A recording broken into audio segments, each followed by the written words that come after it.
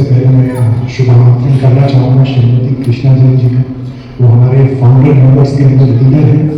Than welcome to हमारे president साहब doctor Sanjay Jain, director साहब डॉक्टर कपिल जैन। देन सबसे इम्पोर्टेंट हमारी पूरी टीचर्स की टीम, जिन्होंने पूरे साल बहुत अलग तरह का शानदार एफर्ट्स किया और बहुत मेहनत के साथ काम किया। उसके बाद मैं आमंत्रण करना चाहूँगा, वेलकम करना चाहूँगा अपने सारे छोटे छोटे प्यारे बच्चों का। एक हाथ से कभी ताली नहीं बजती, ताली बजने के लिए जिस तरीके से दो हाथ का होना अति आवश्यक है, इसी तरीके से स्कूल का प्रांगण अपने आप में काफी नहीं होता जब तक उसी तरीके से घर का भी सहयोग नहीं मिले।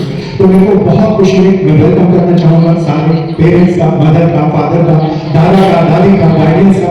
मैं आपको इसके अंदर से बता रहा हूँ, हमारी संस्था का उद्देश्य था कि हम हमारे बच्चों को तैयार किया। अब ये हमारे बच्चे जब तैयार होकर जाएंगे तो इसके तैयारी के अंदर कोई कसर न बच जाए।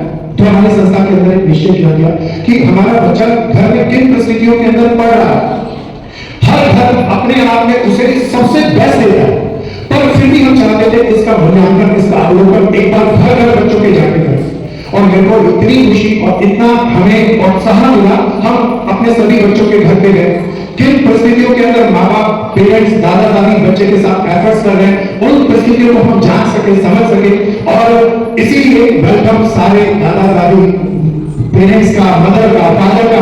क्योंकि फिर कहता हूं, ताली एक हाथ से नहीं बजती, जब तक ताली के लिए दोनों हाथ ना आए, जब तक पूरा समाज एक बच्चे की विकास के लिए, उन्मुख विकास के लिए आगे ना, तब तक उसके लिए अपॉर्चुनिटी थोड़ी कम रहेगी, ऐसा हमारा मानना। फिर हमारी संस्था का एक पूरा उद्देश्य था कि हर एक बच्चे को, खाली हम ये नहीं चाहते कि हमारे कुछ बच्चे फर्स्ट, सेकंड, थर्ड पोजीशन पर लेके आए और बाकी बच्चे पीछे रह जाए।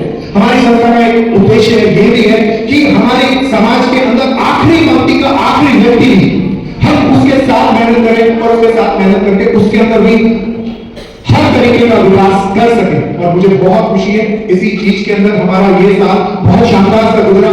हमारे पास जब हम देख पाते थे बच्चे किस परिस्थिति के अंदर आए थे, और आज की परिस्थिति में देखूं तो हो सकता है कुछ बच्चों के मार्क्स कम रहे हो, लेकिन by the depth of my heart मैं सबको कांग्रेचुलेट करूंगा कि सबने इतने सुंदर एफर्ट्स किए, इतने शानदार एफर्ट्स किए। कुछ बच्चे ऐसे थे जो डिफरेंट प्लेटफॉर्म से आए, डिफरेंट अलग जगह से आए, जिनकी जानकारी शायद हमारा स्कूल एक लेवल मेंटेन करना चाहता है, उसमें थोड़े कम थे। लेकिन मुझे आज इतना कहने खुशी हो रही है, प्रसन्नता हो रही है कि उन सब बच्चों ने इतना एफर्ट्स किया जिसकी कोई हद नहीं। तो एक बार सारे सबसे पहले ताली सारे टीचर करने के लिए जोरदार हमारे शानदार एफर्ट के, शानदार एफर्ट के सारे बच्चों ने हमारे साथ मिलकर काम किया, क्योंकि सबसे ज्यादा तो वही थे। फिर उसके बाद पेरेंट्स में मेरे को बहुत एक हमारी पूरी टीम को इंस्पिरेशन मिली जब हम हर घर के अंदर गए। हर घर के अंदर जाने अलग अलग तरह का माहौल था, लेकिन किस तरीके से घर वाले अपना सारा चीजों को लगाकर चाहते थे कि अपने बच्चे को किसी भी तरीके से बेस्ट से बेस्ट हम ना बनाए, क्यों ना बनाए, और उसके लिए वो कार्य करते, एफर्ट करते थे। तो मदर, फादर, दादा दादी के सुंदर से प्यारे से एफर्ट के लिए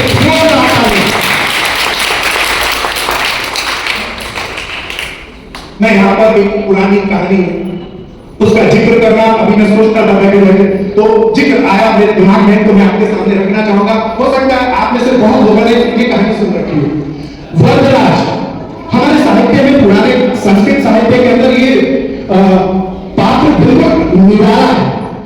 सब बच्चे बहुत ध्यान से सुनना ये कहानी। जब मैं छोटा था मुझे प्रोत्साहित करती थी, आपको भी प्रोत्साहित करेगी। तो जब हम बहुत छोटे थे तब इसको पढ़ते थे। वरदराज एक बहुत हमारा ही पूर्वजन, बहुत समय पहले धरती पर एक व्यक्ति हुए। जब वरदराज जी बहुत छोटे बच्चे थे तब उन्हें उसको जमाने में हिंदुस्तान के अंदर गुरुकुल होते थे, तो गुरुकुल के अंदर छोटे ही बच्चे को भेज दिया जाता था, उन्हें भेज दिया गया गुरुकुल में। वरदराज जी ने, वरदराज बालक ने बहुत कोशिश करी, लेकिन वरदराज जी का स्वभाव, उनकी बुद्धि की प्रखरता अलग तरीके की थी। वो बहुत कोशिश करते थे लेकिन अपने सहपाठियों से पीछे रहते थे। उनके गुरुजन ने भी बहुत मेहनत करी, बहुत अथक प्रयास किया, इतना प्रयास किया जिसकी कोई हद नहीं। 2-3 साल बीत गए, सारे सहपाठी आगे निकल गए, वरदराज जो हमारा बालक था वो थोड़ा पीछे रह गया। एक दिन गुरुजी वरदराज के पास पहुंचे, वरदराज बालक के पास पहुंचे, बोले बच्चे तू कुछ भी नहीं समझ पा रहा, एक काम कर कि आप थोड़े दिन घर रह आओ, घर रहकर जब सामाजिक ताने बाने के साथ रहोगे तो आप कुछ सीख पाओगे और फिर हमारे पास लौट आना। का ये सजेशन अच्छा लगा। सो प्यारे दोस्तों, वरराज जी का गांव दूर था, वो अपने गांव की तरफ बालक वरराज चल पड़ता। पहले जाते थे, उस जमाने में कोई बहुत ज्यादा साधन नहीं थे हमारे देश के अंदर। सो वरराज जी जब वापस चलते गए तो रास्ते में भयंकर गर्मी हमारे एरिया के अंदर होती है, उनके यहाँ भी होती थी। बहुत प्यास लगी तो उन्होंने देखा पास में गांव है, चलकर गांव के अंदर गए। गांव के अंदर जब गए तो वहां पर कुआं था। गांव में अंदर पहले एक कुआं होता था, आप सब शायद इस चीज से जानकारी नहीं रखते हो। तो वो एक कुएं के पास गए तो उन्होंने वहां पर एक विचित्र बात देखी। कुएं के अंदर बहुत बड़ी बड़ी शिलाओं से मुंडेर बनाई गई थी और वो सारी बड़ी बड़ी शिलाओं पर बहुत नक्काशी की और डिजाइन था। तो वरदराज जी ने जब पानी पी लिया, किसी महिला ने गांव की उनको पानी पिलाया, तब उन्होंने उस महिला से पूछा, अम्मा ये इतनी सुंदर चित्रकारी कैसे हुई? इतने कठोर पाषाण पर, इतने कठोर पत्थर पर ये सुंदर चित्रकारी कैसे हुई और किसने की?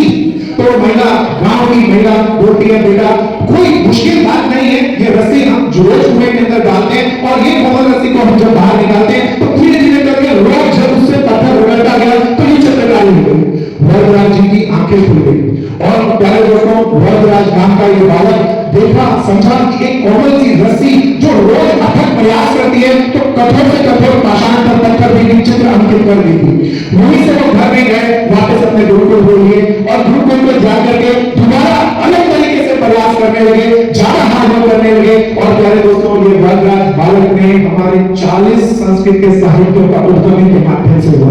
सो प्यारे दोस्तों, द मोस्ट इंपॉर्टेंट, अगर मैं आपके सामने चर्चा करूं इंटेलिजेंसी और हार्ड वर्क में से हमें किसका चयन करना है, तो प्यारे दोस्तों हो सकता है सारी दुनिया में कर इंटेलिजेंसी ज्यादा अच्छा, पर प्यारे दोस्तों मेरे पास जितना अनुभव है, मैं जितनी एज के अंदर बच्चों को देखा समझा, हार्ड वर्क बहुत इंपॉर्टेंट और जीवन का बहुत अभिन्न अंग है। और वरराज की कहानी में ये हमें साहित्य से पता भी चलता।